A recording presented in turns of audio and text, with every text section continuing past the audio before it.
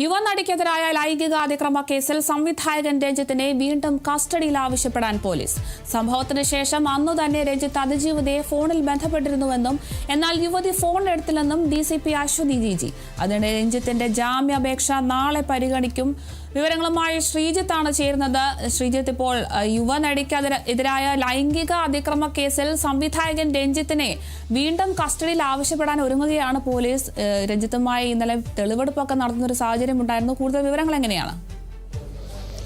തീർച്ചയായും സംവിധായകനെതിരെ കൂടുതൽ വിവരങ്ങളാണ് ഇപ്പോൾ പുറത്തു വരുന്നത്. പ്രത്യേകിച്ച് ഈ അന്വേഷണ സംഘ ഉദ്യോഗസ്ഥ തന്നെ ഈ രഞ്ജിത്തിനെതിരെ രംഗത്ത് വന്നിരിക്കുകയാണ്. അവർ പറയുന്നതിൽ പല വിവരങ്ങളുണ്ട്. അതിലേറ്റവും പ്രധാനപ്പെട്ടത് ഈ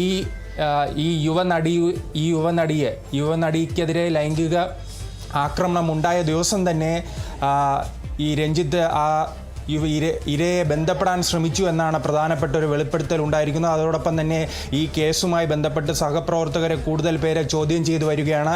ഇതിൻ്റെ അടിസ്ഥാനത്തിൽ എന്തായാലും നാളെ കോടതിയിൽ ജാമ്യാപേക്ഷയുമായി രഞ്ജിത്ത് എത്തുന്നുണ്ട്. ഇതിനെ എതിർക്കും. കൂടുതൽ കസ്റ്റഡിയിൽ വാങ്ങുവാനും അവർ ഇപ്പോൾ അന്വേഷണ സംഘം തീരുമാനിച്ചിട്ടുണ്ട്. ഞാൻ തുടക്കം സൂചിപ്പിച്ചതുപോലെ തന്നെ ഈ സഹപ്രവർത്തകരിൽ നിന്നും ലഭിക്കുന്ന വിവരത്തിൻ്റെ അടിസ്ഥാനത്തിൽ സഹപ്രവർത്തകർക്ക് ആ ദിവസം നടന്ന കാര്യങ്ങളെക്കുറിച്ച് കൃത്യമായ ധാരണയുണ്ട്. അതുകൊണ്ട് തന്നെയാണ് സഹപ്രവർത്തകരിൽ നിന്ന് കൂടുതൽ വിവരങ്ങൾ ശേഖരിക്കുന്നത്, മൊഴിയെടുക്കുന്നത്. ആ മൊഴിയുടെ അടിസ്ഥാനത്തിൽ ഇനിയും ചോദ്യം ചെയ്യേണ്ട ആവശ്യകതയുണ്ട്. അതുകൊണ്ട് തന്നെ നാളെ കസ്റ്റഡിയിൽ വാങ്ങാനുള്ള തയ്യാറെടുപ്പിലാണ് അന്വേഷണ സംഘം ഉദ്യോഗസ്ഥർ. പക്ഷേ ഈ സമയവും രഞ്ജിത്തിനെ സംബന്ധിച്ചിടത്തോളം അദ്ദേഹം പറയുന്നത് തൻ്റെ ഭാഗത്ത് ഒരു തെറ്റ് സംഭവിച്ചിട്ടില്ല.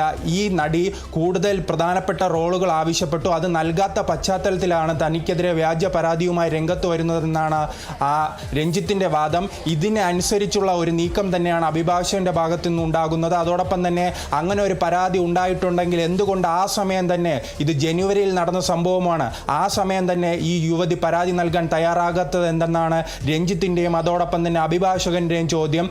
അതിനും ഇപ്പോൾ ഈ അന്വേഷണ ഉദ്യോഗസ്ഥ കൃത്യമായി മറുപടി പറഞ്ഞിട്ടുണ്ട്. അവർ പറഞ്ഞിരിക്കുന്നത് ഈ സ്വാഭാവികത, ഈ പരാതി നൽകുന്നതെല്ലാം ഈ യുവതിയുടെ ഇരയായ അതിജീവിതയുടെ താല്പര്യമാണ്, അവരുടെ ഇഷ്ടമാണ്.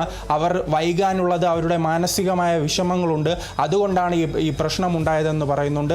അങ്ങനെ അന്വേഷണ ഉദ്യോഗസ്ഥ ഇതിൽ കൃത്യമായ വിവരങ്ങൾ പറയുന്നുണ്ട്, ചില തെളിവുകൾ പറയുന്നുണ്ട്. പക്ഷേ ഇതിനെ അന്വേഷണ സംഘത്തെ സംബന്ധിച്ചിടത്തോളം ഇതിൽ അവരെ ഏറ്റവും അധികം പ്രതിസന്ധിയിലാക്കുന്നത് ഒരു CCTV ദൃശ്യം പോലും കണ്ടെത്താൻ നിലവിൽ അവർക്ക് കഴിഞ്ഞിട്ടില്ല. ഇത് അവരെ വലിയ രീതിയിൽ പ്രതിസന്ധിയാക്കുന്നുണ്ട്.